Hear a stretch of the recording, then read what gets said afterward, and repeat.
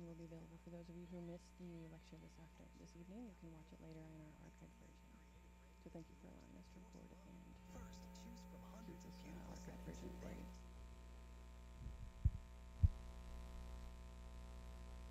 This evening we have Dr. Monikowski presenting. She will present for 40 minutes. We will then have Danielle Hunt do the response to the presentation. And we will then open it up to the audience for questions and answers.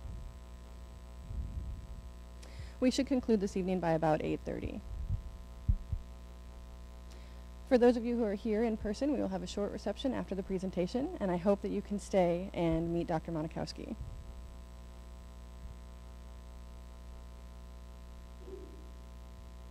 I would like to introduce Beverly Hollera, who is the director of the GUR-IEC, one of our sponsors for this lecture series. Bev?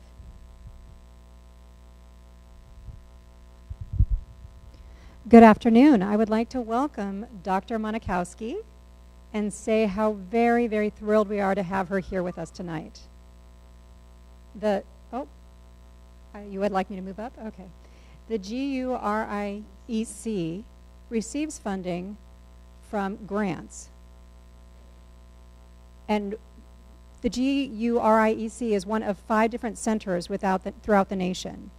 We are part of a national consortium of interpreter educational centers, the NIEC, and we are focused on improving the skills of the number of interpreters throughout the nation.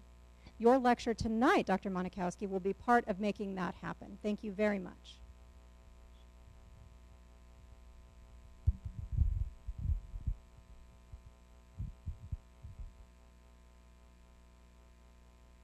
As many of you know, our Department of Interpretation is now growing. We have over 200 students, 50 students who are in our graduate program, who are really themselves getting into the scholarly fields and doing the research on the field. And we also have students in our PhD program.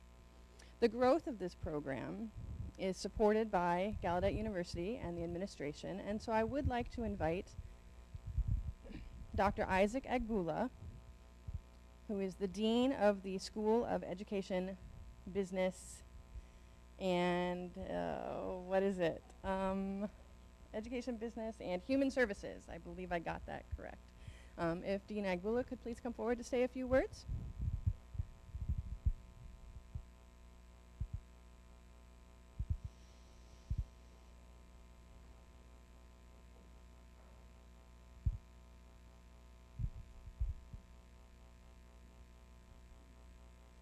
This is the sweet spot right here, I guess. Is that correct? Good evening, everyone. Welcome. Gallaudet, as an academic institution, is a place where people gather to learn together, to question, and to learn to never, ever stop in that endeavor. I've had my PhD since 1998, but every day I try to I'm excited about learning all of the new things either in my field or outside of my field. Now, my field is business, which is very interesting. But I think life is full of opportunities full of opportunities to increase our knowledge. So I'm going to cut myself off briefly, but I just wanted to thank Dr. Metzger and everybody else for bringing these lectures here, because this is part of the scholarship of teaching and learning.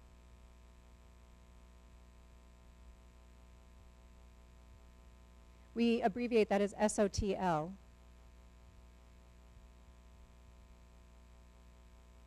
And some people consider that as to not be very rigorous with respect to its research, which puzzles me.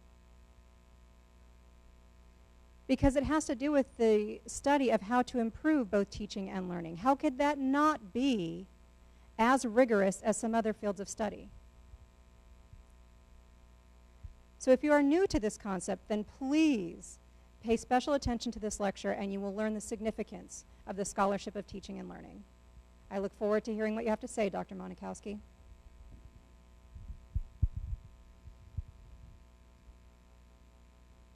And I do have one additional very honored visitor with us this evening, President Hurwitz, who has a lifetime of a career and interest in supporting the interpreting field and the research on interpreting. He is now supporting the Department of Interpretation and the growth that we are doing. So I would like to invite Dr. Hurwitz to the stage to please make a few comments as well. Thank you. I promise that I will be brief because I can see that we've got Dr. Monikowski who is here ready to come up to the stage and lecture. I won't hold you too much longer. But I do feel honored to be able to make a small comment. I have known Dr. Monikowski. Her name sign looks like strange, but I have known her for quite a long time. She has been a champion of the teaching and learning process. She's provided numerous workshops about the scholarship of teaching and learning. And once, if I recall, Dr. Monikowski, you were involved with the teacher effectiveness program. And she's worked with faculty in different departments, ASL departments, interpretation departments, but also faculty in a variety of other departments throughout higher education at RIT. And that is one of my fondest memories. So I feel honored that she is here tonight to share her knowledge and her expertise with the people here at Gallaudet and those who are visiting us online. We have many, many years of involvement with the interpreting process, with the research on the interpreting process. My doctorate degree and dissertation was actually in the field of interpreting. But at that time, I was actually using old technology. Currently, you actually use the word voice interpreting, but in my time it was actually called reverse interpreting. So those were some of the old technical terms. And before we were talking about ASL and PSE, which was supposed to be Pigeon Signed English, and we don't use that term any longer. So when we're looking at ASL as it compares to Signed English, the terminology has changed over the years, but the foundation of this field, the research, the rules have remained the same, and I do believe that the interpreting field has changed significantly over the years. Dr. Monikowski has played a huge role in the preparation of interpreters for this change all over the United States and the world. So welcome, Dr. Monikowski. Thank you, Dr. Metzger.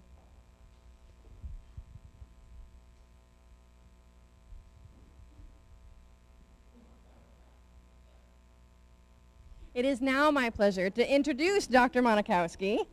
I've been here on standby. Currently, Dr. Monikowski is a professor in the Department of ASL and Interpreting Education at the Rochester Institute of Technology and the National Technical Institute for the Deaf. She teaches courses in ASL interpreting and has taught for over 20 years. She has a PhD in Educational Linguistics, and she earned that degree at the University of New Mexico. Dr. Monikowski started her career at the Pennsylvania School for the Deaf, where she actually worked as a dorm supervisor.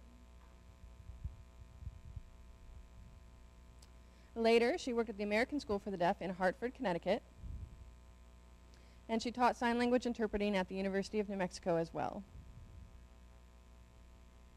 Earlier this year, Dr. Monikowski was chosen for as a Fulbright Specialist, and she went to Australia at the University of Newcastle. And we are pleased to welcome Dr. Monikowski here to join us this evening and talk with us about the scholarship of teaching and learning. It is my great pleasure now to turn the floor over to Dr. Monikowski. Thank you very much. Thank you, thank you. Thank you very much. I'm thrilled to be here at Gallaudet. I feel like I'm coming home. One thing that Dr. Metzger left out is that I actually have a graduate degree from Gallaudet. My counseling degree was from Gallaudet. I came here many years ago. But I really enjoy coming back here. It feels, I don't know, it's an emotional experience for me. It feels like I'm coming home. This evening I'd like to talk about SOTL, specifically as it relates to interpreting.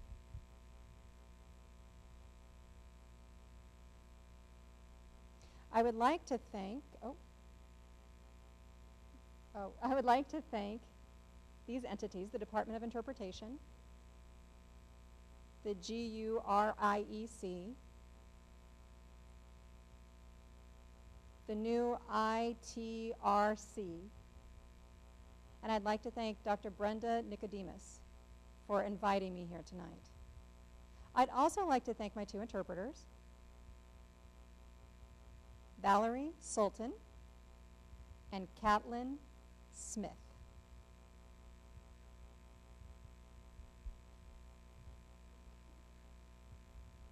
I'd like to briefly explain where I work.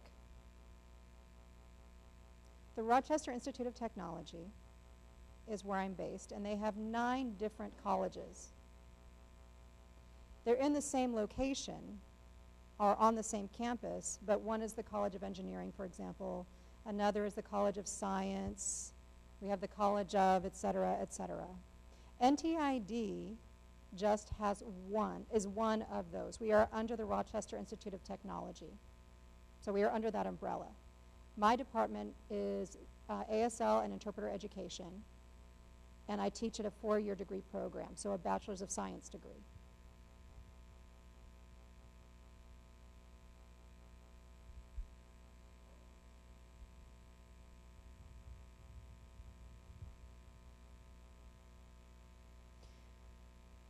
You'll see here that I'm talking about teaching, practice, and research. And this is with respect to higher education, not necessarily specifically deaf education or interpreter education, but higher education in general. They call this the 3 legs of the stool. And really, these 3 are the foundation for higher education, for tenure faculty. They're expected to perform in each of these, whether their field is history or psychology or economics. They are still expected to perform in each of these. And I'll talk more about that a little bit tonight.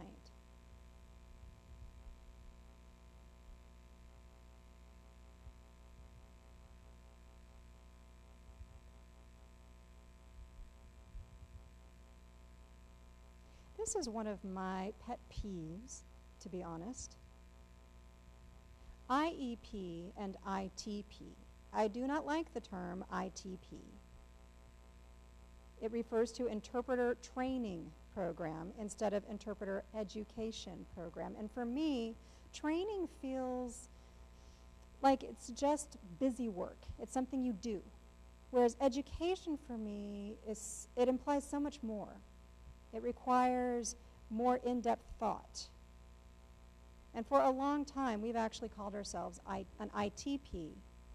And more now, people are embracing the term IEP. And I would like to actually advocate for that term. If it's a 4-year degree, then I think we should be labeled as Interpreter Education Programs, IEPs.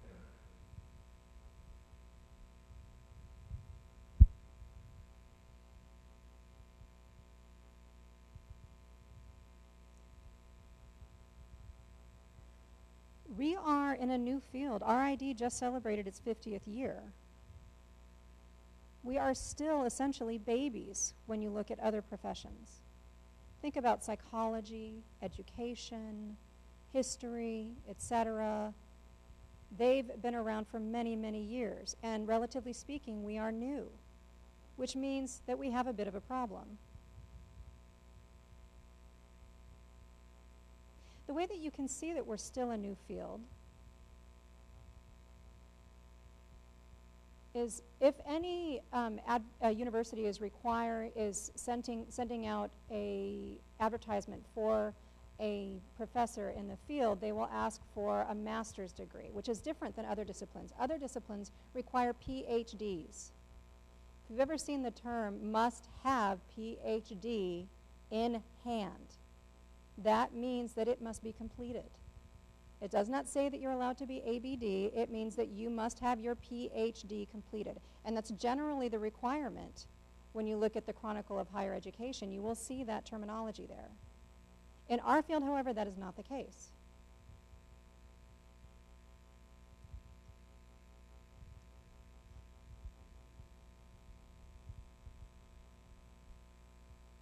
Most of the time, announcements for positions in IEPs say PhD preferred. It would be nice if you had it, but it's not necessarily required. The next slide is actually going to talk about faculty in general within higher education, not only specifically interpreter education programs.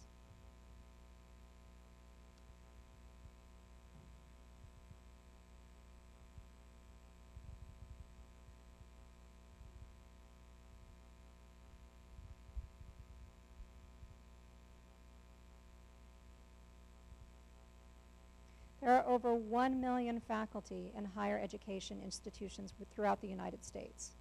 This is with respect to the United States. And approximately 79% of them have PhDs. They have doctoral degrees, I should say. Some have EDDs, some have PhDs, but they have doctoral degrees. 79% in four-year programs, four-year institutions, regardless of major. At the community college, when we're talking about two-year programs, two-year institutions, regardless, again, of field, only 19% hold doctoral degrees or have PhDs.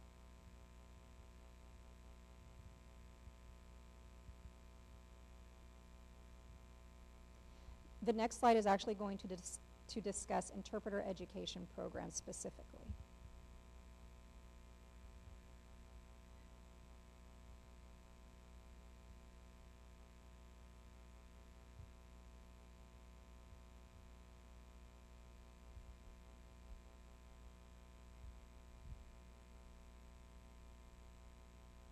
This study was back in 2008. That's the most recent, those are the most recent figures we have.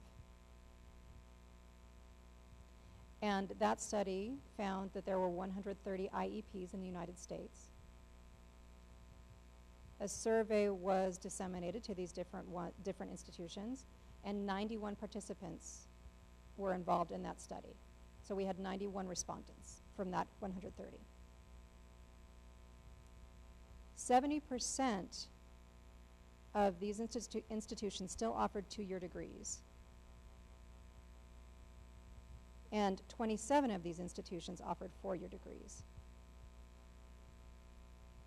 Historically speaking, IEPs have always been two-year degrees. So we are progressing to academization.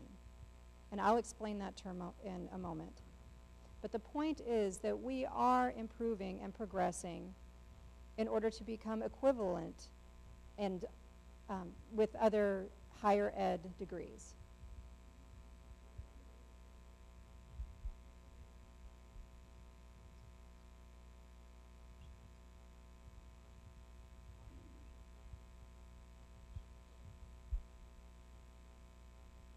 The data in this study, this 2008 study, was collected by Drs. Coakley and Winston.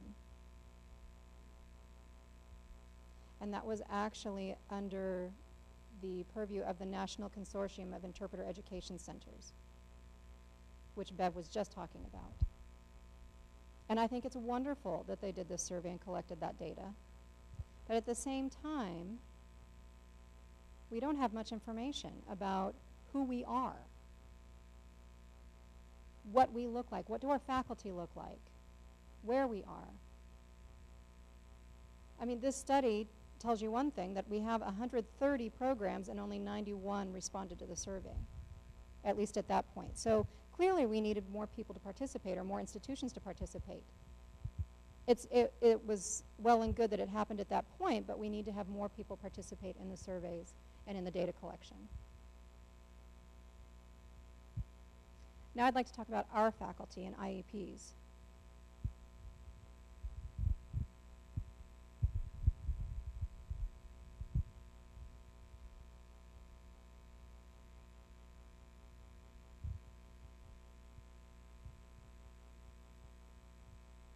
We had 91 IEPs, and that resulted in a total of 367 faculty involved in that survey.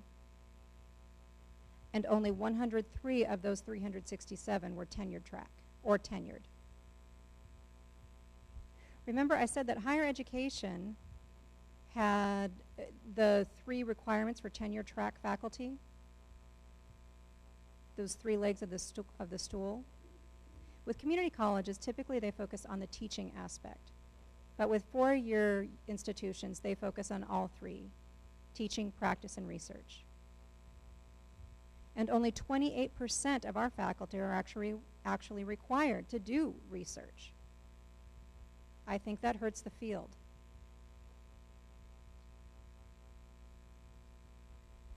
And I will show you more numbers in just a moment.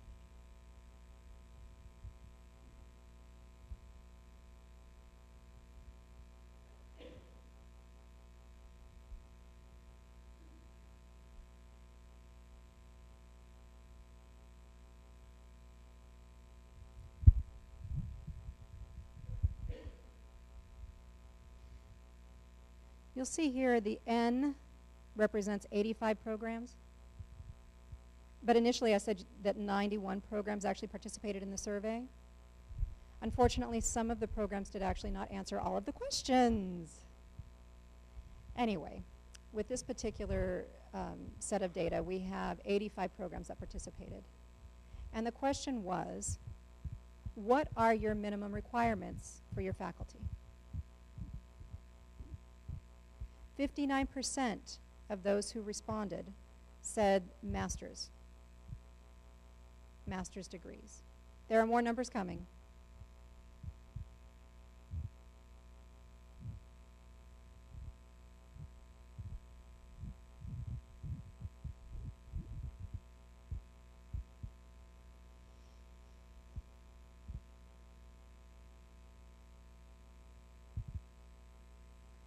So the next question said, okay, that is one of your requirements, that most of you require master's degrees for your faculty. Do they actually have master's degrees? 80% of these institutions said that yes, indeed, most of their faculty have master's degrees. Now, keep in mind we have a problem with numbers, because now only 79 people or programs participated or responded to these questions, I should say. For me, I feel like, well, let me say this. If higher education, if you remember we were talking about there were 1,180,000, et cetera, faculty at higher education institutions. If 50 institutions don't respond, that's fine because there's such a huge pool. But there are not that many programs of interpreter education programs. If we only have 130 in the nation and only 91 respond, and then out of that only 79 actually answer some of the questions, that causes a problem. We aren't able to get an accurate representation of the field.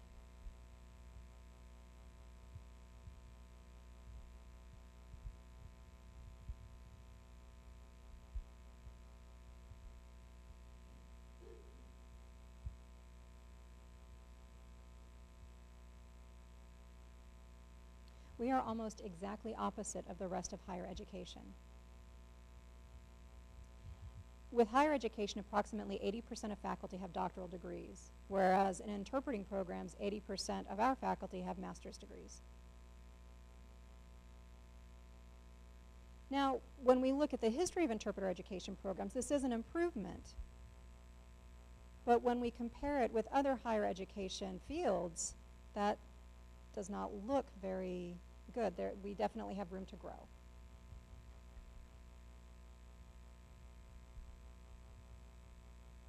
And again, there are more numbers coming.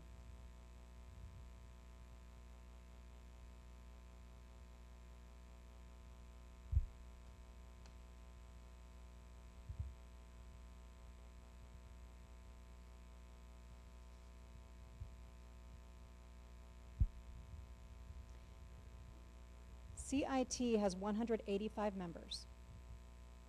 This was back in 2002. That's the most recent data. That's an issue. At any rate,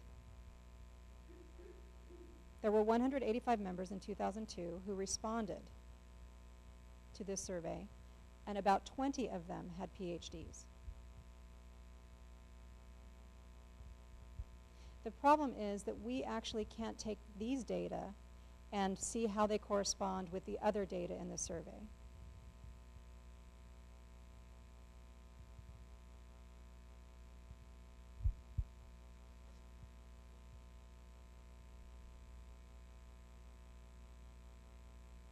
The CIT members who have PhDs, we were wondering if they are indeed the same people who are holding tenure track positions in interpreter education programs. Unfortunately, we can't answer that question. Again, we aren't able to correspond those two data and correlate them. So it's hard for us to see how we compare when it comes to higher education.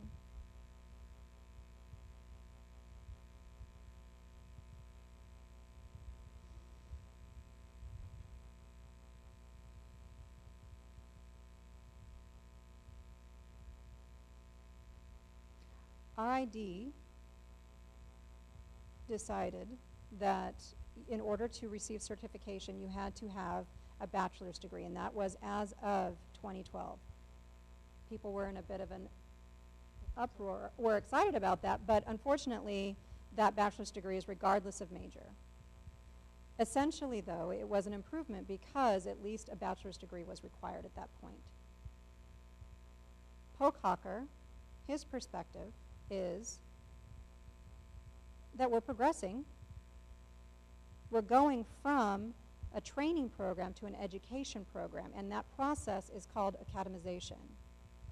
Essentially, we are becoming more and more like other fields in higher education, which is progress. So that requirement by RID for a bachelor's degree in order to receive certification is wonderful news, but that shouldn't be the only reason. I think the requirement for a bachelor's degree is commendable.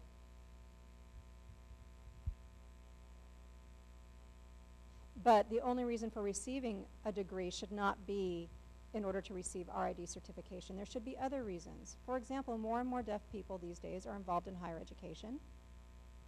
They are taking they are going for graduate degrees. They are becoming professors or other professionals.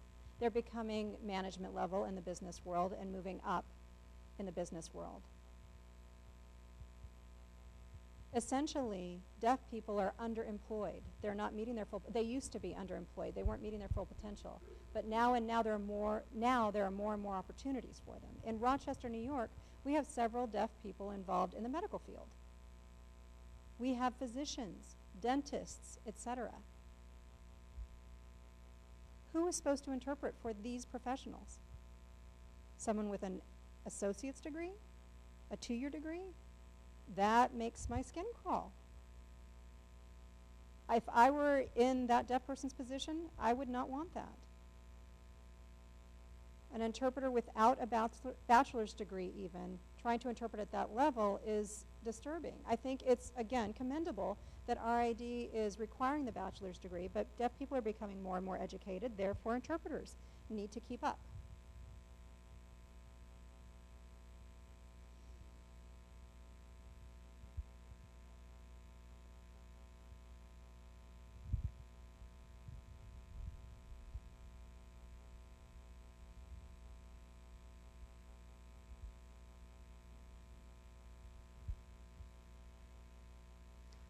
If our interpreters are to meet the need, then our faculty need to as well.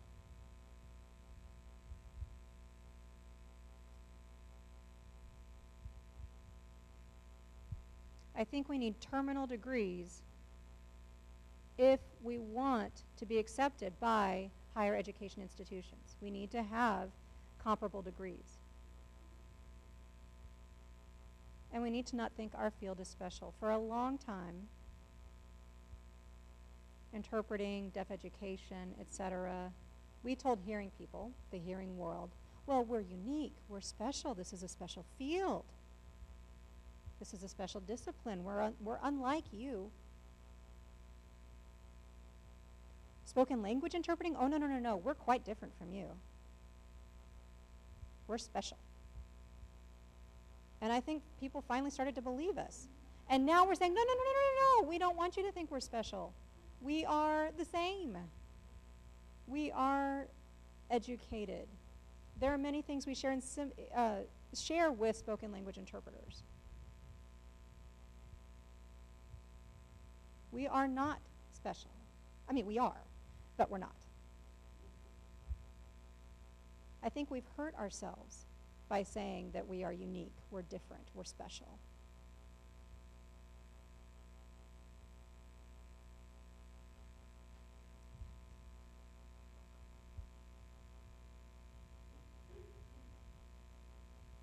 In 2004, Hochhacker said that the United States is a paragon. People in Europe look up to the United States as a model, that we have a wonderful research program for interpreting. And the reason for that was Gallaudet's MA program. That was Europe's perspective. And this was back in 2004. I don't know what they think of us today, now that Gallaudet actually has a PhD program.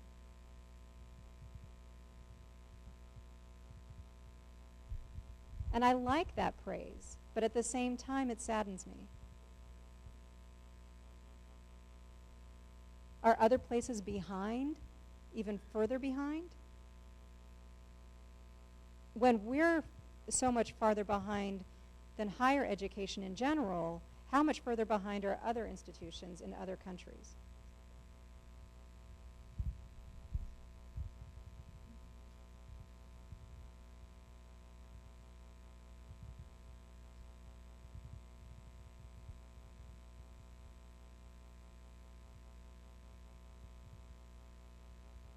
Let's say that there is an interpreter who would, or a person who would like to actually become a faculty member in an interpreting program.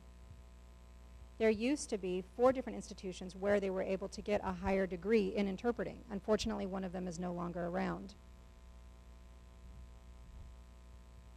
My feeling is not that it necessarily proves anything, but at Northeastern University, I think that the MIP program collapsed because all of their faculty were contingent, essentially part-time.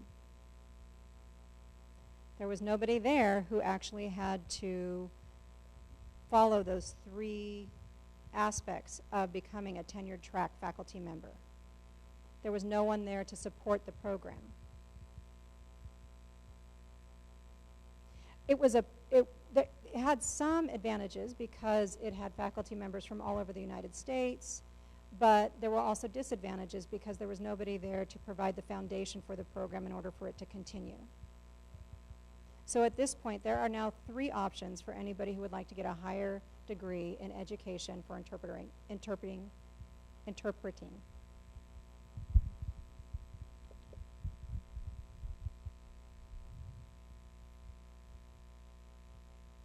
Now for me, of course, teaching is the foundation.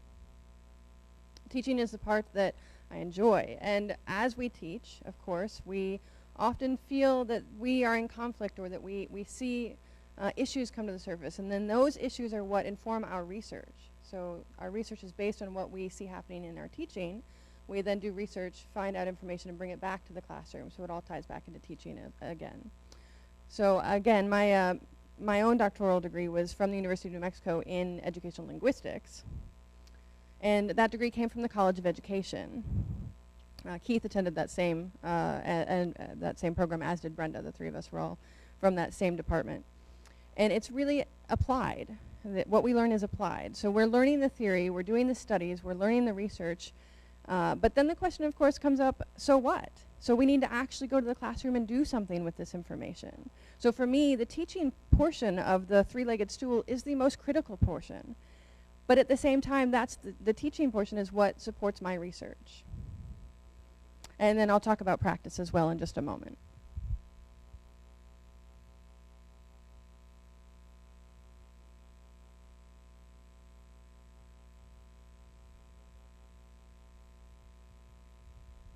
AAUP, the American Association of University Professors, said, and I just used the word contingent, to contingent faculty members. And what this says is that tenure is no longer the practice at most universities, that tenure is in decline. And when we look for the reasons for that, of course, we find that the bottom line is money.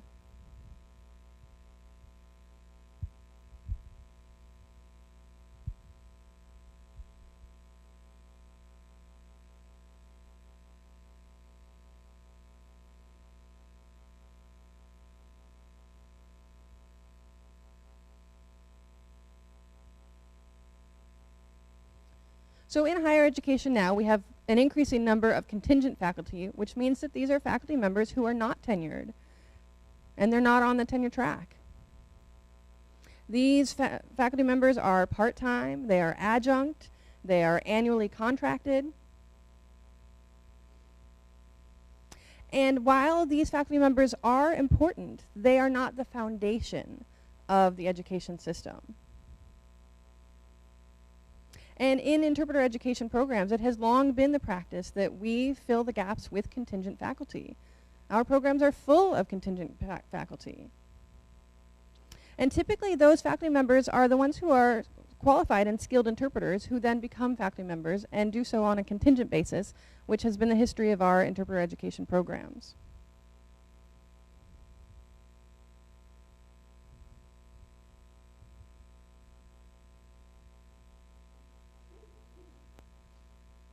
So if you remember, we had 28%.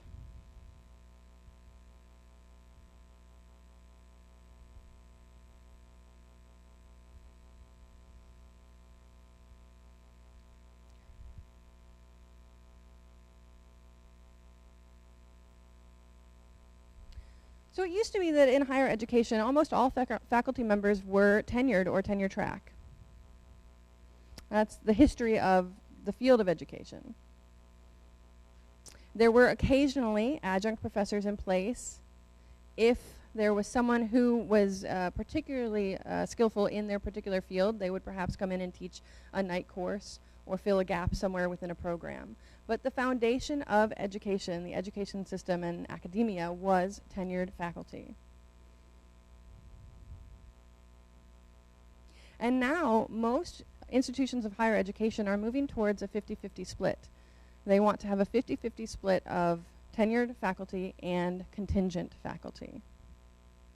That's where most institutions of higher education are moving towards. So 50% of the faculty members would be those who hold up that three-legged stool, do the research, the scholarship, the teaching, the practice. And then the other 50% is going to be adjuncts who perhaps teach just one course.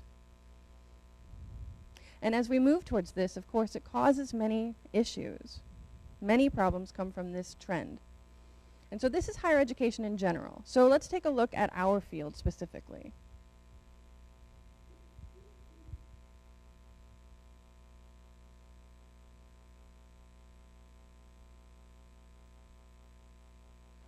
So historically, we had more contingent faculty. We had fewer tenured faculty. And now we have an increasing number of tenured faculty. That number is slowly on the rise, but we still heavily rely on contingent faculty.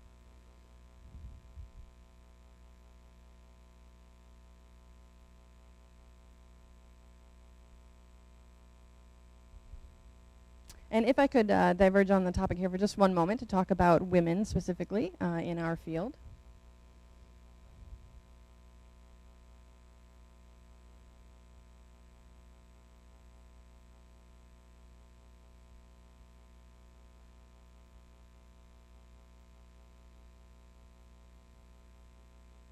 So again, this slide is talking about higher education in general. This data comes from 2003. Which was the first time that more women had earned doctoral degrees as compared to men. So the first time was in 2003. There's been quite a bit of research out there on women in the field of higher education.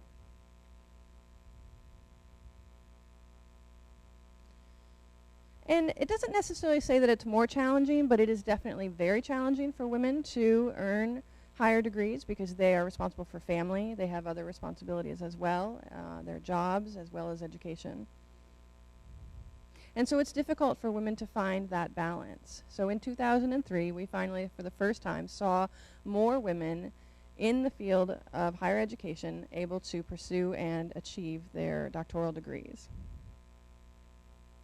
Now let's take a look at our field.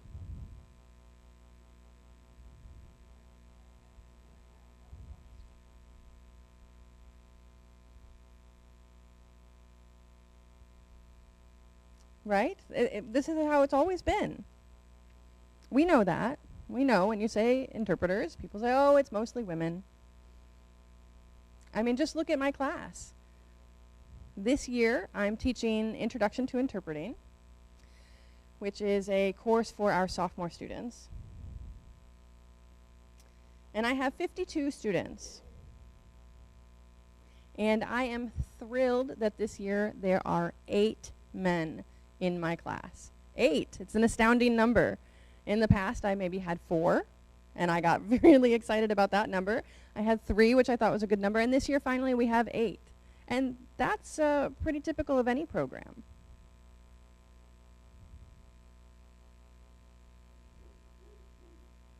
So it's interesting to see that we've had a predominantly female-dominated field, but then if we look at the number of women who have PhDs, that becomes a question.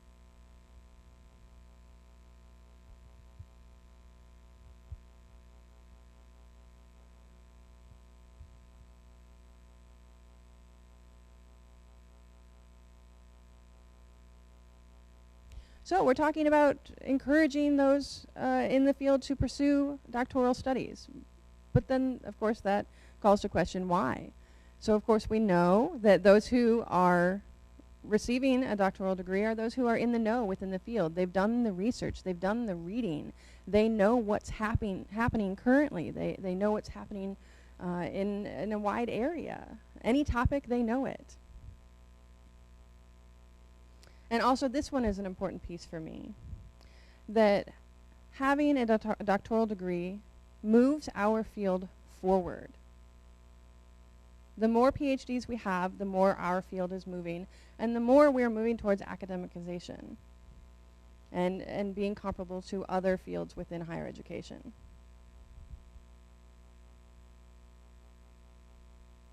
And here's another one of my pet peeves.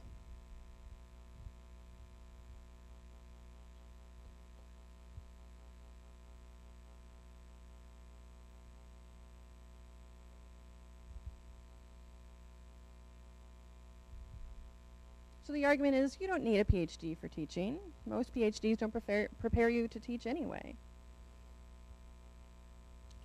And that just gets under my skin.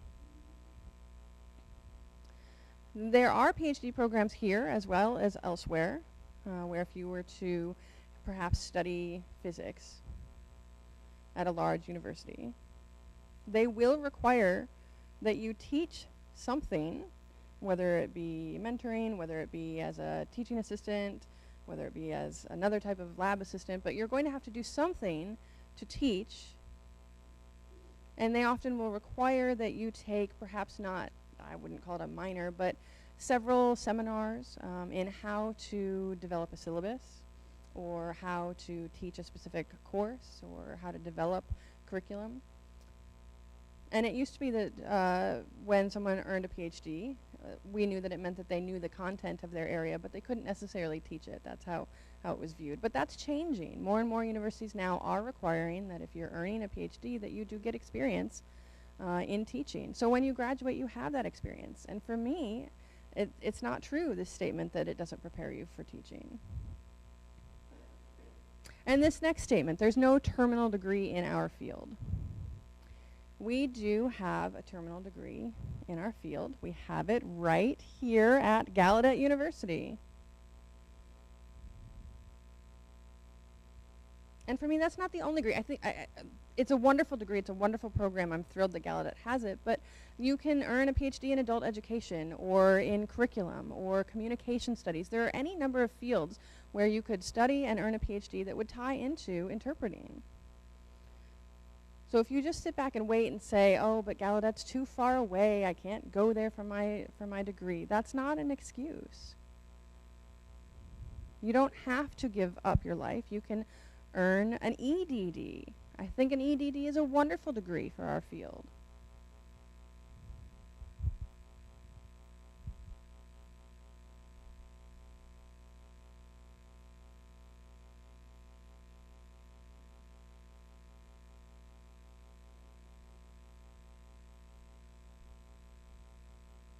So, do we really want a place in higher education, or do we want to just continue to be special? Those are the questions we need to answer.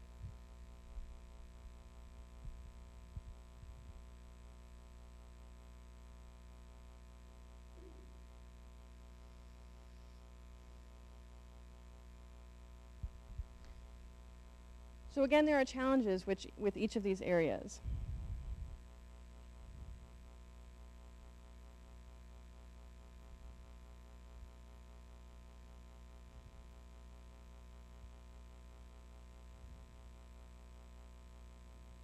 So I just talked about this. Where do we learn how to teach or where to teach? We mostly learn this from what we've learned ourselves, from our own experiences. So as we are going throughout our lives, we are learning, we are taught by others, and we perhaps will see teaching approaches that we like or teaching approaches that we don't like. And those are how we then learn to be teachers ourselves. But we need more experience. And most of our graduate programs now do have electives. They have options for being able to get that experience and that teaching. The next question is, how do we keep ourselves fresh? And again, it's about going into the classroom, teaching students, identifying the issues that are happening there, and then go out and read. I love reading. And I like writing, because when I write, it forces me to read more. And so as I read, I'm learning. And that's what keeps me fresh. And how do we keep ourselves motivated? Motivation is key. It's very important for us. For me, my motivation really comes from practice.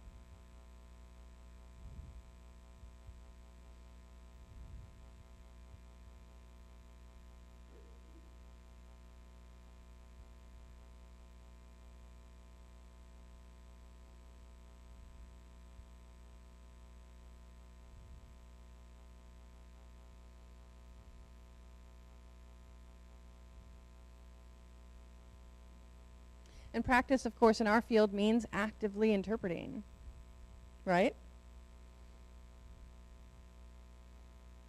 And of course, we value active interpreting, and many other fields do as well.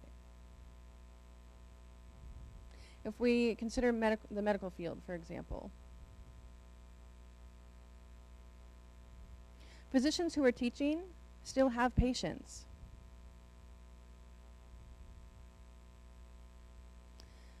It helps them to know what's going on, to keep current with medical practices. You can't simply go to a classroom and preach based on past experience, but you need to be able to explain based on current experience. And of course, time is tough. It's tough to have time to teach and interpret. But whenever I do find that time to go interpret, I see what's going on out there in the real world, and I can bring that to the classroom. And that way I'm not telling my students 5 years ago or 10 years ago, I used to have this happen. I can talk about what happened yesterday on a job with me. I can invite students to come with me to see that job happening. And that's critical, and for me, that's the piece that really keeps me fresh. It also improves my teaching. Because I might face a challenge for me that I just talked about with my students, and then I'm faced with that same challenge, and I can come back and say, you know, I told you to do this, but I've actually found in myself, in my own experience, that I shouldn't have done it that way. And so that's what keeps me honest in my teaching. It also validates our curriculum. We can ensure that what we teach in our classroom is appropriate based on the work that we're doing. We don't want our teaching practices to be invalid out in the real world. We need to make sure that there's a correlation between what we do and what we teach.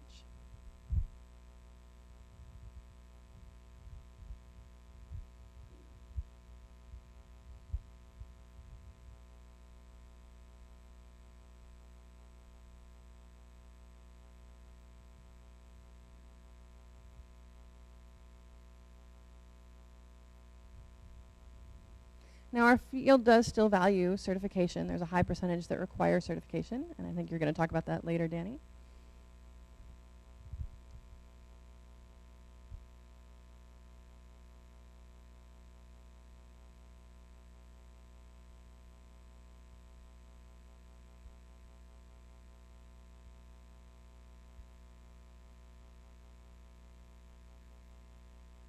And so again, we come back to the third component here, which is research. Now, I like Dr. Coakley's statement here. Historically, we have done things, but we haven't actually researched it. As a field, we haven't really known what it means to do research. We will often collect data, which is not the same thing as conducting research. Or we'll say, oh, I saw something happen, therefore it is true. Or many people have told me that this is the truth, and so I will follow it. Again, that's not research.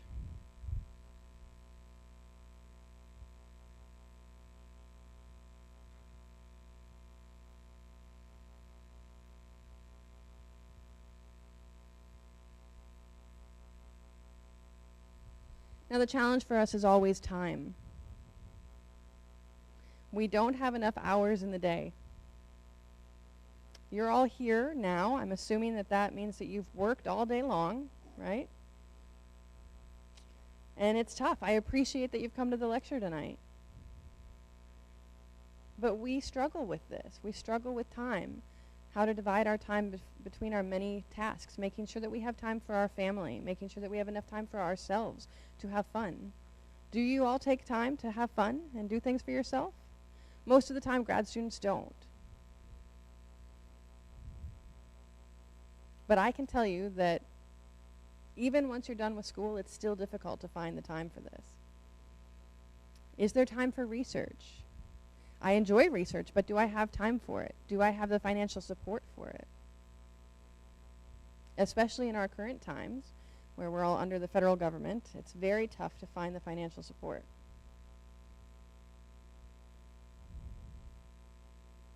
And then the return on investment. If I do indeed go to a program, spend my time and money to earn a PhD program, once I've graduated, will I find a job?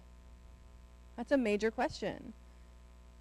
Will it be a full-time job with health insurance and benefits? Or will it simply be will I become a contingent faculty member?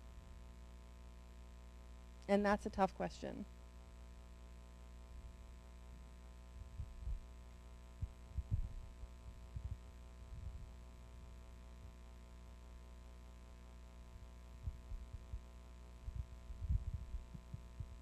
I've tried to balance my life, and sometimes I am successful at it, and sometimes I'm not quite as successful. This semester hasn't been a good one with that, with respect to that. I think I'm pretty good at saying no, saying, I wish I could, but I can't, I'm sorry. This semester, again, I haven't been very good about that. I've accepted way beyond what I'm able to manage at this point, but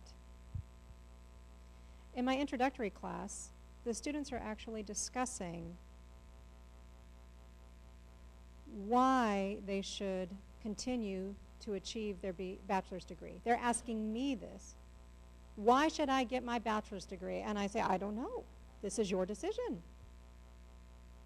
I have a reason why I did. And I tell them the reason why I got my PhD, which is that I wanted people to pay attention. I felt like before I had opinions and I had ideas and I could discuss these ideas, but people wouldn't pay attention to me. And I felt like when I have a PhD and I'm published, then maybe people can disagree, that's fine, that's not a problem. But the point is, people would read what I wrote. Recently, I went to Australia for the Fulbright. And I also went to New Zealand as well. And I was amazed at the people that I met there who said, oh, I read your article, you talked about this and this and this. And I thought, oh my gosh, they've read my articles? That's wonderful. I felt like that's why I worked as hard as I did at my PhD, why I pursued that. For me, it was worth it.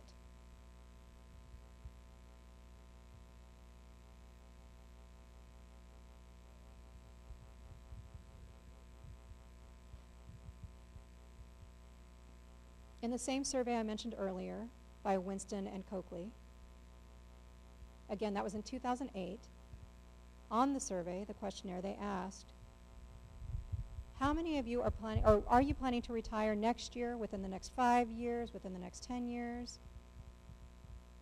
And after analyzing the answers to that question, they determined that there were 149 new faculty members who would be needed within the next 5 years. Now keep in mind this was 2008. It's now 2013. It's been 5 years. Have we found 149 new faculty members?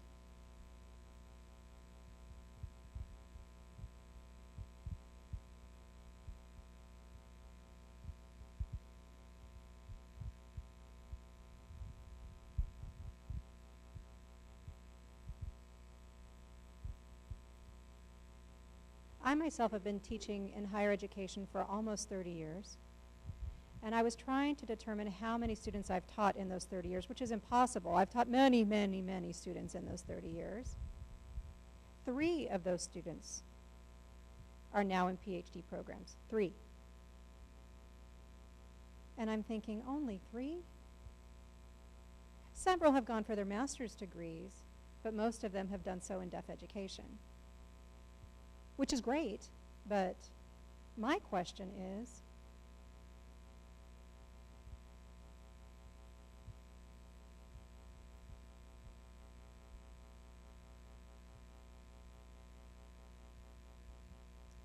I'm not one who's saying I'm going to retire in the next year or 2. I'm still enjoying my work.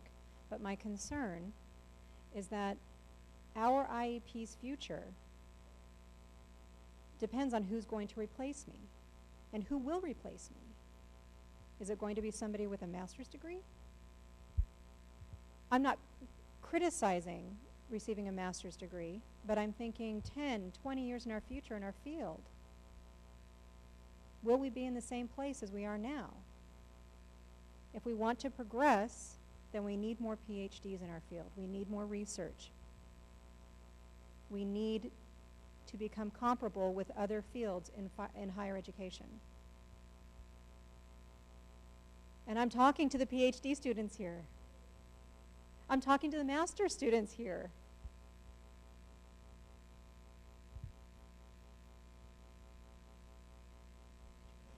Education for me is incredibly pleasurable. I became a professor because I couldn't figure out how to continue being a student financially. If I could have been a student for the rest of my life, I would have done so. So I thought, well, I'll become a professor that's somewhat the same. And in many ways, it is very similar. I feel like I'm able to read and write and play in the classroom. And I am encouraging other people to do so because we want IEPs. And we want IEPs to continue. And I am done. Thank you very much. Hello, everyone. I want to thank you again for coming tonight. I really enjoyed your presentation, Dr. Monikowski.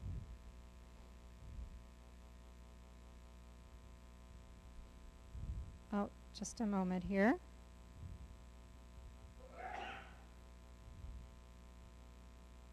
My name is quite a name, Monikowski. It's pretty hard to fingerspell. My name sign is signed like strange. Previously, when I started working at the Pennsylvania School for the Deaf, my first job as a dorm supervisor for a couple of years, the very first day that I arrived and met the students, my name at that time, my last name I should say, was Strange. Stranges. It was actually Italian, so Stranges. The first or second day, the students said, "Oh, Strange, that's you." And I said, "That's me? Oh, how do I sign this? Okay, fine, I'll take that." And that name perpetuated until I was married. And deaf people said, "Well, you know, you can change your name now. You can change your name sign." And I thought, no, that's unnecessary. Monikowski is you know, doesn't have any special sign name, so I think I'm going to keep Strange. And so when I tell people, oh, my name is Strange, people think, really? So I just wanted to tell you. But I know that fingerspelling my last name is a challenge. It's fine to go ahead and use my name sign. Well, then, thank you, Strange, for coming to the presentation today. So if we could move on.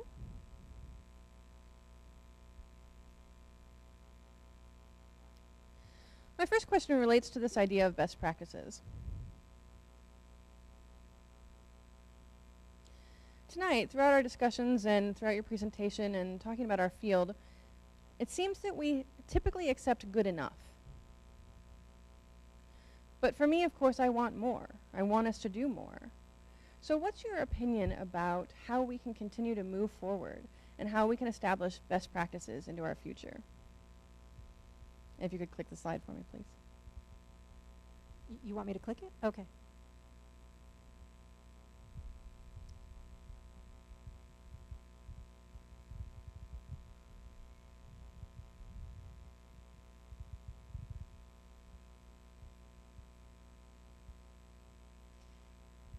I think there are several things that would fall under this question. First of all, interpreting students who are entering IEPs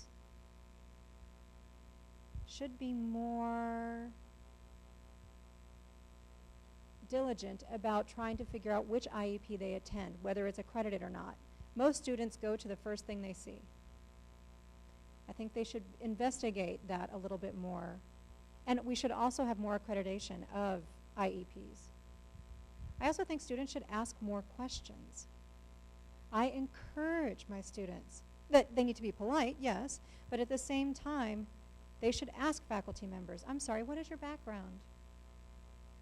Why, where, etc. What do you do? I think that's important. I think that that would help. Thirdly, I think more deaf people achieving higher degrees, entering graduate school, will hopefully mean that more deaf people will become,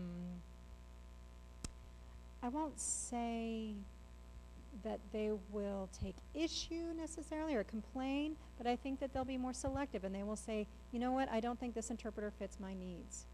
And I think that that would actually help to influence IEPs. I think those are a few ideas. Does anybody else have anything they'd like to share? Any thoughts? Hello and welcome. So, best practices. You have to have evidence. Agreed. Agreed.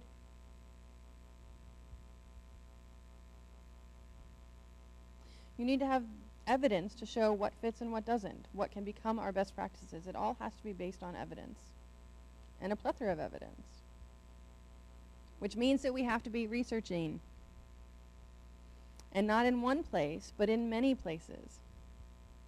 Agreed. Those are my thoughts.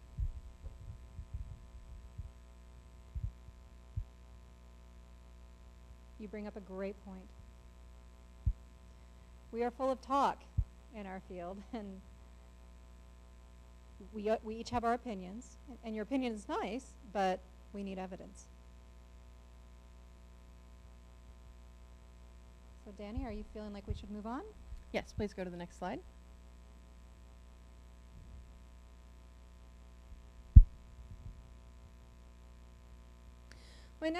My next question relates to the concept of deaf heart. There's been a lot of discussion happening around deaf heart within the field of interpreting, and it seems that interpreters and the deaf community now are experiencing a bit of a divide.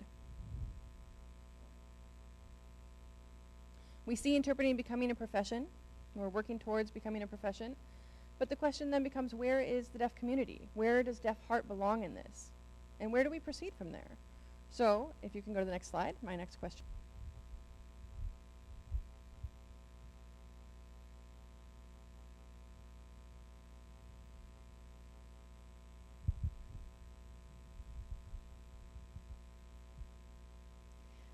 I don't know if you're familiar with the chapter written by Dr. Coakley. It's called Shifting Positionality. So again, that title is Shifting Positionality. It is a fabulous chapter. If you haven't read it yet, you must read it. And it talks about where our field began, rooted in the deaf community, from people who knew deaf people. When deaf people would say, oh, would you mind interpreting for me? And then that person would become the interpreter. So the deaf person was selecting who, when, what, etc. And at that point, the person who had the power was the deaf person. There wasn't a school or a degree for interpreters to go to. It was born out of working with deaf people. Over the years, though, our field has become more of a profession. And I think that's great. There are many advantages associated with that, many benefits. But at the same time, we've lost something. Now, many students see deaf people. The only time that a student will see a deaf person is as their teacher. They're not going out and socializing with deaf people. The only experience they have with a deaf person is as their instructor, and it's a much more formal relationship. They have certain expectations that they feel they have to meet. They're not out there interacting with deaf people in their everyday life. Tom Holcomb just recently came to NTID because he has a new book called Introduction to Deaf Culture. And he came to talk for about an hour and a half, and it was an amazing talk. And he talked about how deaf culture itself is changing. That many deaf schools have decreased in size, that deaf clubs have closed throughout the nation. So where is the heart of deaf culture these days? His point was that it shifted. And for me, that felt good because I previously had framed it in terms of loss, and he framed it in terms of a change or a shift. So with respect to this question, I do sometimes feel saddened by that. I think about my experience at the School for the Deaf. It was such a pleasurable experience, and my students don't have that. Where would they be able to find that experience even? I encourage them to go out and meet deaf people, but it's not going to be the same. We have 1,300 deaf students around the nation, at RIT, but it's not the same. So unfortunately for this, I have to say I don't know. I'd like to ask the audience. I'd say this is a good question and an important one. And I can think of many possible answers, but one that comes forward for me is that you previously talked about the deaf community and the deaf individuals now having more opportunity for advanced degrees. And at the same time, you mentioned the need for interpreter educators themselves to have more opportunities for advanced degrees. So I'm wondering if that perhaps means that though it looks like we're diverging, we're actually headed in the same direction. So that's one possible answer. I also think that it's important to hold on to the idea that what we're doing now is producing more researchers who are looking at our field and finding more evidence. And one new part of our bachelor's program that we've just instituted in the past couple of years is that we have bachelor students doing their internships at residential schools, at deaf schools. And so those of us who have the community training and were brought into the field that way are able to bring that type of connection to the academic experience. And so those are two thoughts I wanted to share. Hello. So I look young, but I actually was raised in the old way too. I was picked by a deaf person to become an interpreter. So are you saying I look old? Oh, no. I'm just talking about myself, which I like to do. Okay. But we need to be a little bit more sophisticated in how we talk about interpreting. When we say profession, it doesn't mean that we're oppressing deaf people, oppressing hearing people, that deaf heart has disappeared from our field. That's not what it means when we talk about our profession as a profession. When we talk about the old way, there still are people who remember the old way. And we know that we still need those types of interpreters in our field. Now we've got the younger people who the very first time they ever saw an interpreter was when they were 12. And they just saw an interpreter as if they were a tissue. There's many of them, and you can just toss them and move on to the next one. And so we as interpreters have become more professional, and we need to recognize what strengths we have, what weaknesses we have, and work together. Because we need a different kind of interpreter now. And we need people who can work with 90-year-olds and 12-year-olds. We need people who can diversify their work, those that can work with people who have higher education and those who don't. And so we have to look within ourselves and within our profession and not say that we're diverging from the deaf community, but we're actually respecting these different roads that are taking place, and we're trying to meet those.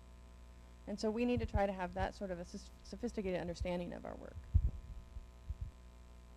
One more small point. You already mentioned this, but you were talking about the importance for educators themselves to be involved in the interpreting field and doing practice. And I think naturally that will they will bring that sense of deaf heart into the classroom. I agree with Dr. Stone. I doubt that deaf heart will be completely removed or done away with, but I think that it will help to influence younger students when we have educators. You make me feel better. You do.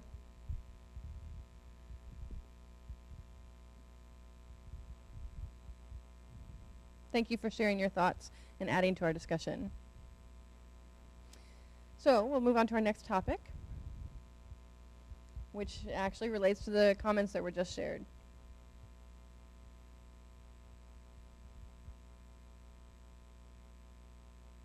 So we've mentioned the idea of being a practice profession, doing teaching, learning, and practice, and research. Within our field,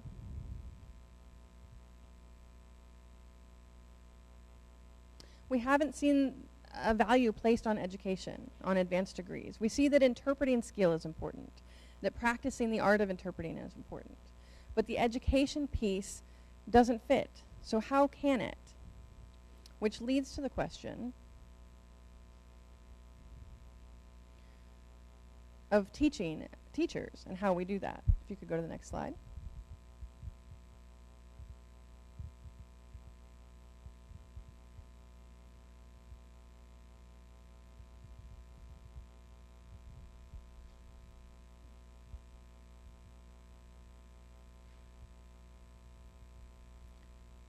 For me, the term critical mass is one that I really like. I feel like when we have that critical mass, then our field will improve, things will improve. You are the PhD students, you are guiding the boat.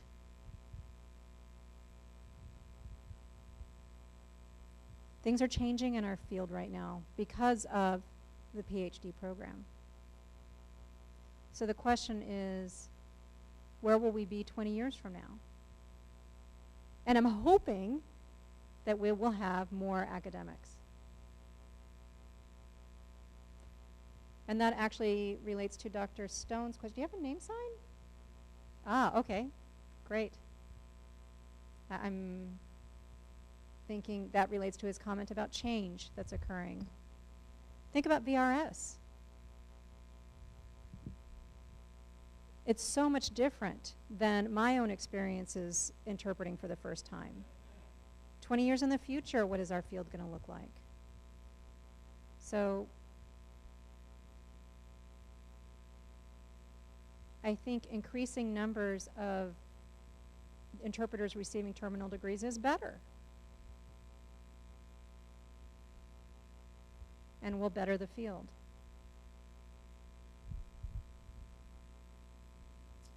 I can continue with my questions, or would we like to open the floor?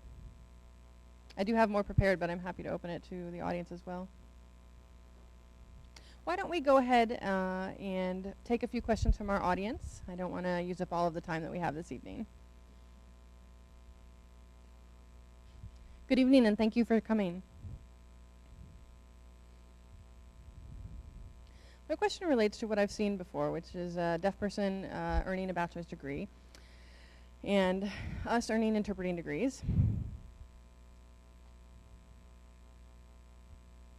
Both are required to take the same basic general education courses. A deaf person might major in something, and an interpreter might major in something else, but both are bachelor's degrees and therefore include the general education requirements. So I would expect that an interpreter with bachelor's degree would meet the needs of that deaf person. But when that deaf person then rises to the level of a master's degree or a PhD, and I continue my studies on interpreting, we will actually diverge in our fields of study. And I see that a number of interpreters are pursuing graduate degrees in the interpreting field, and then also pursuing degrees in nursing or taking studies in other fields so that they are able to then interpret and meet the needs of the specialization of a deaf person's academic career. So I guess my question then relates to whether should we have advanced degrees that focus on interpreting, or should we perhaps have advanced degrees in interpreting and then also pursue a PhD in another field or broaden our studies in some way?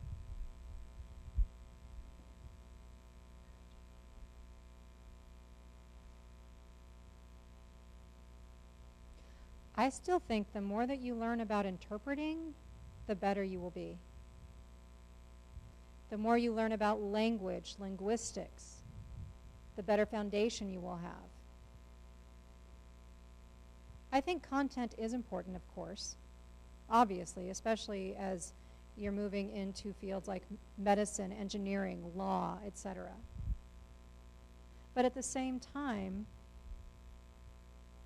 if I've learned how to be a critical thinker, then I think that I should be able to be a good fit with somebody who's in one of those other fields. Because I know what I know, and I know what I don't know. Therefore, I can analyze that field and say, what are my gaps? What can I do in order to fill those gaps? What do I need to read, research, etc.? So if I'm interpreting law, do I have to get a legal degree? I don't believe so. I don't think so. My husband is actually a lawyer. I think he's home watching me right now. I don't know what his opinion would be. But I think that having a strong foundation in what you do is more important. The content, again, is obviously important, but the processing, the mental processing, the analysis that you do, the critical thinking, I think that's actually more important. Because I think good interpreters, skilled interpreters, might need some time to learn some of the vocabulary and terminology, for example, let's say with engineering, etc. But the act of interpreting itself is the same across the board, I believe. I also think it's important to build rapport with people, to have those relationships.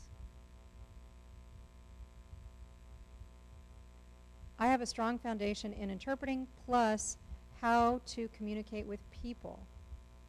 The content can be figured out later on, but the soft skills and the strong foundation in interpreting, I think, are things that you need to acquire. Does anybody else have a different opinion? Disagree with me? Have a different perspective?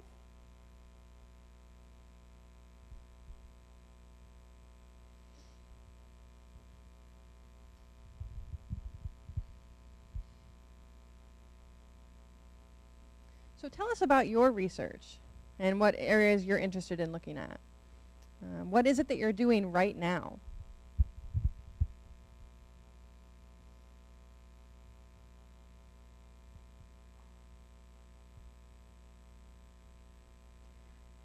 I'm trying to finish some research right now. My colleague, Rico Peterson, is actually the Dean of Access Services at RIT. And we have been doing some research on two different groups. One group uses captioning, or one group of captioners, and the other group is interpreters. We did a survey, we did a focus group, we did one-on-one observations for the captioners. For the interpreters, we also did a survey and a focus group. We have yet to do the one-on-one observations for them. So I need to finish that first. We were asking for their perspectives in these two groups, asking both the captioners and the interpreters. How do you know you've been effective? How do you know you're successful, and why is that? And again, we asked both groups those questions. Previously, Rico and I did research in Ohio for K-12 interpreters, asking them the same questions. We had the survey, we had the focus group, but we didn't do the one-on-one observations. We did ask, how do you know that you're effective with a student? How do you know you're being successful with a student? What kinds of challenges are you experiencing? So we modified that to try and see how interpreters and captioners feel in the post-secondary education system, and that's what we're working on right now. I think it's fascinating when I look at the interpreters' answers, because many of their answers are, well, you wouldn't be surprised. Like, for example, what's the most challenging thing for you? And the interpreter responses are people reading, especially students reading. When there's a faculty or professor member reading, they're reading incredibly fast, and then the interpreters have to sign really, really fast. But then when the students go to read, they're mumbling, and the interpreters have no idea what they're saying. They want to say, speak up. Or when a deaf student is reading, and they're essentially mumbling when they're signing, and the interpreter's trying to catch what they're saying. So, of course, this is not surprising for many of you, but that's the research that I'm doing currently. I need to finish that.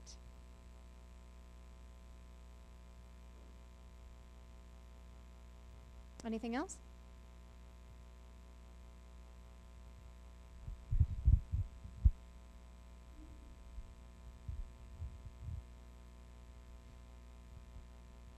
Well, we've talked about research, and I want to make sure that all of you know that along with this lecture, in the spring, the Department of Interpretation, the Research Center, and GURIC will be working together to, again, host an international interpreting research conference the last week of March.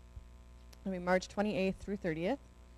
And we will have more information about that sent out as soon as possible, but I wanted you to hold those dates for that conference.